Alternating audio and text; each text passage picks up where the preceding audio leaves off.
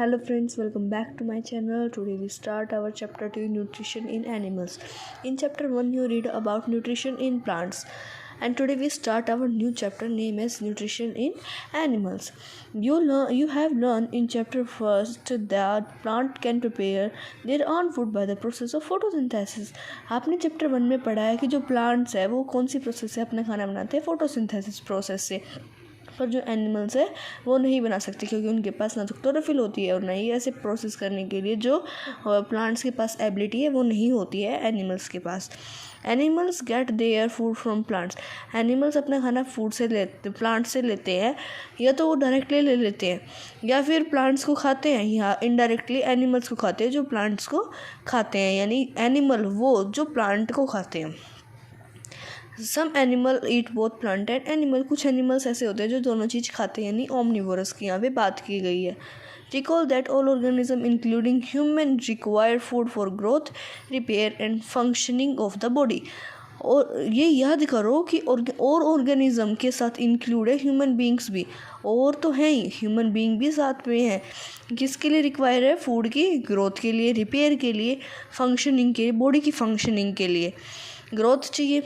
अगर कहीं से आपको चोट लग जाए तो आपकी रिपेयर भी हो जाता है। ऐसा तो नहीं वो हमेशा लाइफ टाइम के लिए रह जाती है, कुछ चोटें ऐसी है जो लाइफ टाइम के लिए रह जाती है, पर वो जो बाहर लग जाती है स्किन पे, स्किन फट जाती है, कुछ भी ऐसा गिर जाते हो, चोट लग जाती है, तो वो साथ साथ रिपेयर हो जाती है।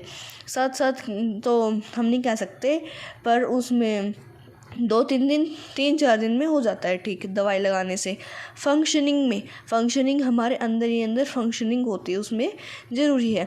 Animal nutrition include nutrient requirement, mode of intake of food and its utilisation in the body.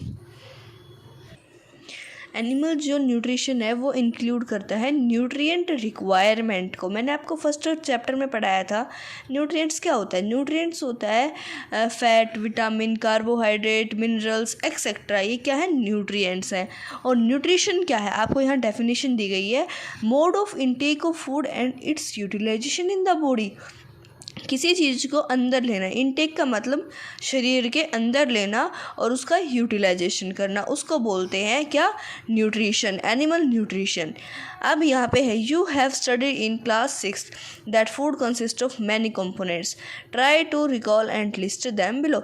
यहाँ पर आपको कुछ जो कंपोनेंट आपने 6th क्लास में पढ़े थे उनके नेम्स रिटर्न करने, ठीक है, आप लिख लेना इसको। The component of food such as carbohydrate are complex substance। Carbohydrate क्या है? कंपोनेंट ऑफ फूड है, और ये क्या है? कॉम्प्लेक्स सब्सटेंस है। कॉम्प्लेक्स क्या मतलब क्या होता है? जो कि एकदम से हमारी बॉडी के अंदर डाइजेस्ट नहीं हो सकता। जैसे कि ये सारा जुड़ा हुआ है, खाना कहीं से भी टूटा हुआ नहीं है। This complex substance can not be utilise such as, ये यूँ का यूँ हम नहीं उसको यूटिलाइज कर सकते, ना वो ऐसे कैसे डाइजेस्ट हो सकता है, तो हमें पहले उस सिंपल सब्सटेंस में उसको कन्वर्ट करना होता है।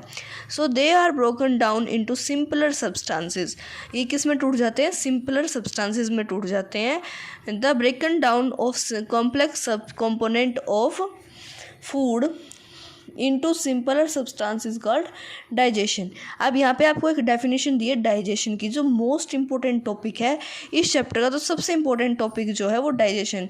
आपको पूरा एनिमल्स की भी और ह्यूमन बींग्स की भी डाइजेशन के बारे में बताया जाएगा।